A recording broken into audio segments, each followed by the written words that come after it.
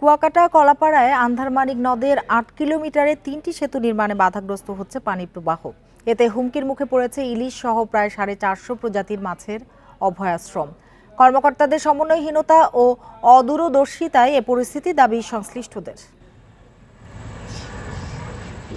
কলাপাড়ার আন্ধারমানিক নদের সলিমপুর নাচনা এলাকায় আওয়ামী লীগ সরকারের আমলে নির্মাণ করা হয় শেখ কামাল সেতু। এর মাত্র 5 কিলোমিটার দূরে বালিয়াতলী পয়েন্টে করা হয় সৈয়দ নজরুল ইসলাম সেতু। এর ঠিক 3 কিলোমিটার পরই কাজ চলছে 9.5 কোটি টাকা ব্যয়ে 4 লেনের কেবল সেতুর। 8 কিলোমিটার পরপর 3 সেতু নির্মাণে নদের স্বাভাবিক পানি প্রবাহ বাধাগ্রস্ত হচ্ছে। পলি জমে কমেছে প্রশস্ততা। এতে হুমকির মুখে পড়েছে 40 কিলোমিটার দীর্ঘ জলজ প্রাণীর অভয়াশ্রম।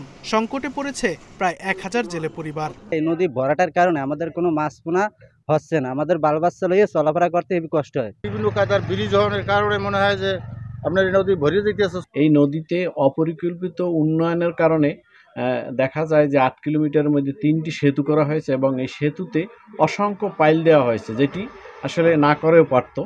সরকারি দপ্তরগুলোর সমন্বয়হীনতা ও অদূরদর্শিতার কারণে এই দশা, বলছেন এই কর্মকর্তা। ব্রিজের কারণে কি কি ক্ষতি হয়েছে, যেমন বলা হয়ে থাকে পলিমাটি পড়ে ভরাট হয়ে গেছে, মাছের প্রজনন। এই উদ্বেগের বিষয়টি আমরা ঊর্ধ্বতন কর্তৃপক্ষকে জানাবো। ইলিশ সহ 450 মাছের অভয়াশ্রম আন্ধারমানিক। এই নদের নাব্যতা, পানি প্রবাহ ও মাছের স্বাভাবিক প্রজনন ঠিক রাখতে দ্রুত সমন্বিত উদ্যোগ নেওয়ার দাবি পরিবেশ বিশেষজ্ঞদের। Independent news.